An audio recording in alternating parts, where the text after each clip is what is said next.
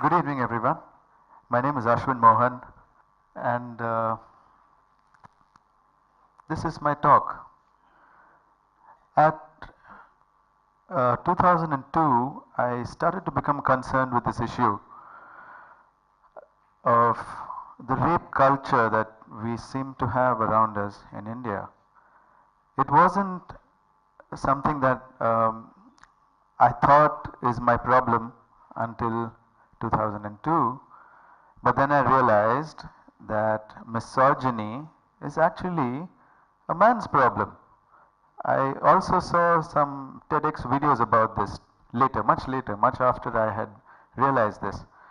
Why is it a man's problem? Because in 2002 I was 24 or something, or 22 or something like that. I don't remember. Okay, I'm really bad with numbers. I have accountants for that. Now, so in 2002, I was trying really hard to date, and I could not get any girl to come out with me after 8 or 10 in the night. Just not happening. It was not possible. And I realized, what are you afraid of? And then I started asking questions. I'm afraid to get raped. I'm like, who's gonna? Oh, then I started going around. Wait, you don't go out after 7? No, I don't go after 7. Oh, that's why you sent somebody else to shop for you that day. Yeah, okay. And then I started to understand that every woman goes through a set of checklists and precautions so that she won't get raped. I thought this was ridiculous. And then I wanted, because I've never felt like raping anybody. Why do men rape? So I began my investigation. Conditions for violence. Now, rape is a form of violence. You all know that. I figured out that there are 3 conditions for violence. The first condition is that you must think of the other person as a non-person, somebody with no feelings and no thoughts. And then it's the first condition is satisfied, but still that's not enough. 2 more conditions have to be satisfied before you can be violent to them. The second condition is that you must feel threatened, or you must feel that you can lose something. And the third condition, lose something because of that person, right? And the third is that you must not see any consequences for hitting them or being violent to them or raping them. These 3 conditions have to be satisfied. Only then violence is possible. And if these 3 conditions are satisfied, it is certain that violence will happen. This was my analysis of the situation, and I believe I'm right about that. What is culture? So, how does a culture form? When we talk about rape culture, it's a culture, right? I didn't get that culture, so good for me. But we are all part of a rape culture. It might be shocking for you, but if you're thinking about preventing rape, or if you're thinking about, as a man, if you're thinking about your family members who are female not getting raped, then you're part of a rape culture. There's no way about it. You are part of the problem, and there are some things that you might have to do if you want to stop it. So it's worth understanding how a culture is formed. So I started to investigate, and this was my finding. The first parts of culture are taken on faith. You get it from your parents, you get it from people you trust. And they tell you how you should behave, what you should believe, in what you should believe, and how all the questions a child asks. Have you seen how many questions a child asks? What is the world? What is the sun? What are the stars? What is the meaning of life? Everything a child will ask you, and even if you say I don't know, it takes it on faith that it's not possible to know. And if you do give some answer, the child is going to take that as a faith. So that's the beginning of culture. It's done very early in life. And also when you learn about a new thing. So today I found out about QR codes. Now whatever whatever my friend told me about that is my faith. I just believe him. Whatever he told me. He said, I do this with that, I do that with that. I've taken all that as faith. I have not verified it. So this is the beginning of culture. Now the second thing is the inference. A person takes that and then he infers what he can do with the information that is taken on faith and also the new information that's coming in. You take some information and you infer something. For example, you can infer that somebody comes into the room and they are not wet when it's raining outside. You can infer that they carried an umbrella if maybe the bottom part is wet, or you can infer that they came in a car right into your porch if none of them is wet. So this is inference. You take the information available and you create new information in your head. Now, the next one is experience. Experience changes also your culture. When Indians go abroad, they get exposed to other cultures and they come back changed forever, right? And so on and so forth. There are small changes that you take in. The beliefs that you held so rigidly can fall away with experience. So this is what culture is. So what about the rape culture? In the rape culture, this has already been done. We can of course change the stories that we tell children. We can change the stories we tell them. We tell children stories of fear. We tell especially girls stories of fear. We say that you are very precious and many people will try to rape you. So you better be careful from now on. Lock yourself up. It's not possible for you to fight 10 men. Just don't take a risk. This is the wrong message. You should tell children that if she wanted to, she could fight 10 men. And my friends here are going to help demonstrate that to some extent, how easy it is to damage a human body if you wanted to. I will show you in a bit. Okay, so we got to change these stories and change these beliefs about girls being the weaker sex and so on. Second, you need to think, how would it change for you if the world had equality as a man and as a woman? How would this change? What would be the personal benefits to you? Because you're not going to act on personal benefits to anybody else unless you have a really big heart like my friend here. You're not going to act on personal, anything other than personal benefits. So please get the personal benefits. And what would you lose in a world of equality? What are you afraid of losing if everything was equal? So use your brain in this way and you can slowly pull yourself out by inference. Now, also what immediate actions can you take that you aren't taking, right? Fine. Now, this is my favorite part. This is the central idea which I have been working with over the past 12 years to create immediate consequences. Do you remember that this one I showed you? One of all these are the conditions. So if I create consequences for the person right away, he's not going to make the rape. He's not going to rape. So how can I empower people to create immediate consequences? I started like this. I mean, this is not mine, of course. This is Sampath Pal Devi. She's the founder of the Gulabi gang, everybody knows. She changed the culture of that region. She changed the culture.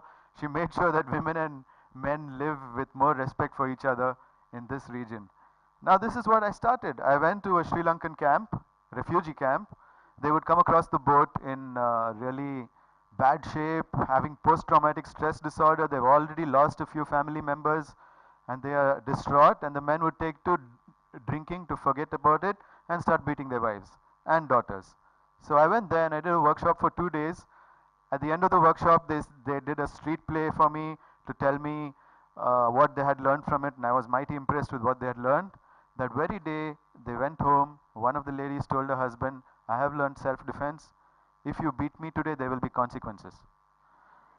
And she picked up one of the implements, like a frying pan or something, and she said, dare try to beat me today. I will break your teeth and you won't be able to eat anymore in your life. So he said that threat was enough. He didn't beat her. He stopped drinking. He went to work. The Sri Lankan community of 1 lakh women in India transformed their domestic experience. No more domestic violence in Sri Lankan homes. After this, they adopted the project. They started teaching each other. They made little memes that they can teach each other. They made little abbreviations. They gave names to the techniques. because the English names didn't work for them in their own language. They adopted it and they freed themselves. The entire culture freed themselves. Then a bunch of people came and told me, isn't this victim blaming? You're making the victim responsible for the change? I said, this is not victim blaming. This is victim empowering. Please know the difference, right? And then I worked with the central government of India. NIPSED is the organization. They reach out to 5.5 million, 1 million girls every year. And so far we've reached out to about 5.5 million girls. It's a program funded by the central government to empower, to give knowledge to adolescent girls on dealing with the changes in their bodies. But then I pushed this agenda and I got self-defense included in that. And there have been a lot of good stories. One quick story, there was a 13-year-old girl. After doing the program, she went to the toilet and she was followed by a man. He came inside and closed the door, started pawing at her and started kissing her, and he was trying to rape her. Now she clarified her intent. I said, I tell all my students, have only one intent. Intend only one thing, because when you're in fear and when you're in stress, you can't have 10 intentions, or you cannot do analytical thought here. Clarify one intention fast. So her intention was, I want to knock this man unconscious. She remembered that. She remembers her breath becoming more stable, and she spat in his eyes a couple of times. Right? This is a technique we use. You spit in someone's eyes, their hands go here. They expose their throat, and she started punching his throat. After 6 punches on his throat, he was flat out.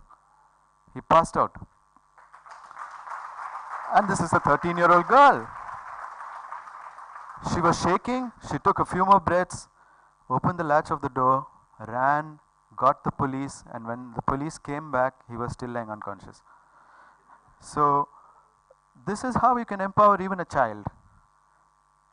It is not hard at all. So I'm going to take the next 5 minutes to show you a few techniques with the help of my friends Siddharth, where are you, and Jayashri. Please come up. All right. Now I want to tell you that Jayashri learned these techniques in 10 minutes. I've not trained her for more than 10 minutes, right? She's going to demonstrate some things for you. Now what if Siddharth is one of those creeps who falls on you on a bus? So he's going to act like one. He isn't one, of course, but he's going to act like a creep who falls on the girls in a bus. Okay, this is what he's doing. The bus applies the brakes, and then he falls. Okay, be careful. Did you hit him too hard? You okay? Hey, don't hit him so hard. All right. Okay, the idea is when you sneeze and hit someone, it looks like an accident, right? And at this point, you can always look up and you can apologize, right? She didn't do that, but that's what you're supposed to do. You go and say sorry to the person. You say, I'm sorry. Make it look like an accident. Oh, did I hurt you? Oh, I'm so sorry. Were you falling on me? Because when people fall on me, I feel like sneezing, right? You can say this and then get away with the consequence. Immediate consequences for the guy. He's not going to try anything after that. Okay, now in the next incident, Siddharth is going to pull her by the hair, right? Yeah, this happens a lot. They pull you by your hair. Yeah, let him get a good grip and starts pulling. There you go. What just happened there? Do you know what happened there? And she learnt it in 10 minutes. Look, whenever someone holds your hand, could you just hold my hands there? I'm not going to move much. We think this is the problem. But the person is attached to clothes. Please remember this. Thank you. They don't teach you this in the martial art classes. This is something I figured out on the street, right? People are attached to their clothes. That's what she did. She picked him up by the clothes. Now you'll see some more of it. Siddharth is up to his tricks again. He still hasn't learned his lesson. Yeah, now he's going to try and pick her up, okay? So when someone tries to pick you up, please go ahead. Wrap your leg around them and pull their clothes. They'll be down. It's that simple. Right? Okay. And now Siddharth is pissed off, so he's going to slap her.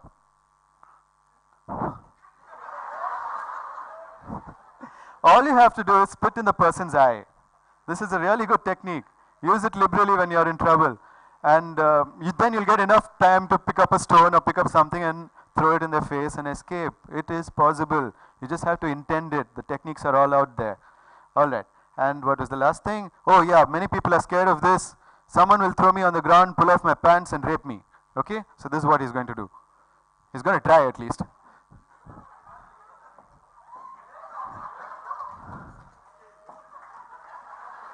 Do you know what she's doing there? Thank you so much, guys. That was awesome. Okay.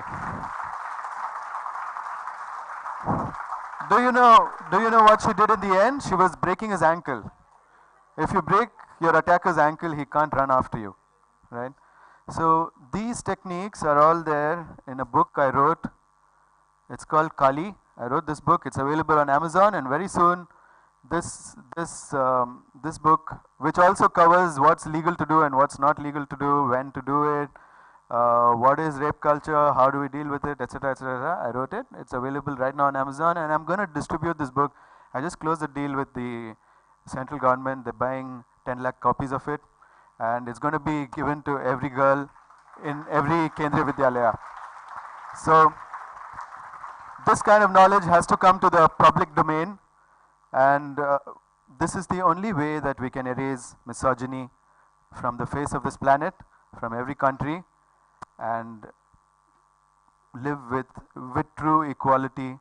None of the other methods, protesting, none of those are going to work, because I've tried them all.